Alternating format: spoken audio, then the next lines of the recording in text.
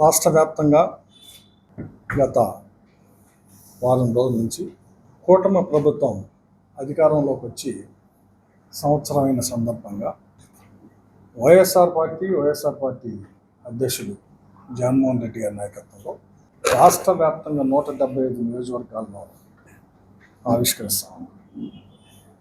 ఏంటంటే వైఎస్ఆర్ పార్టీ అధికారంలోకి వచ్చి 5 సంవత్సరాలలో అంటే అధికారం వచ్చింది 2019 నుంచి 2019-20 సంవత్సరం.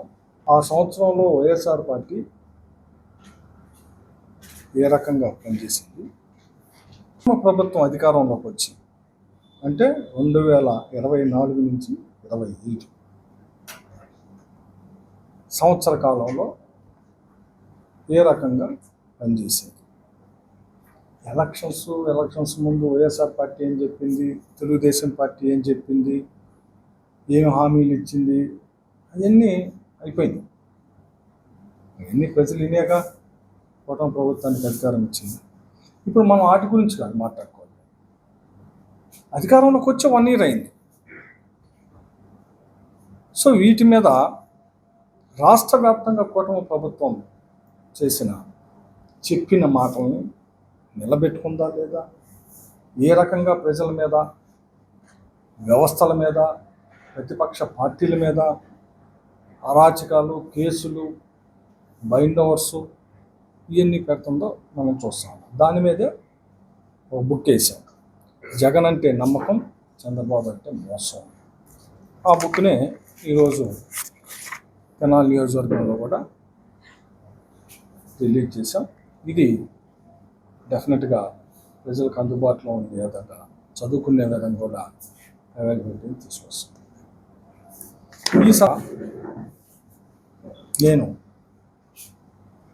రాష్ట్ర వ్యాప్తంగా ఇందాక నేను చెప్పినట్టు వైఎస్ఆర్ పార్టీ అధికారంలో ఉన్న మొదటి సంవత్సరం అంటే 2019 నుంచి 20 వరకు,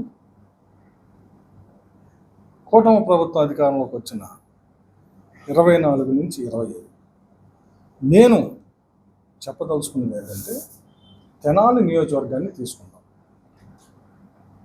ఎందుకంటే నేను మాజీ శాసనసభ్యుడు.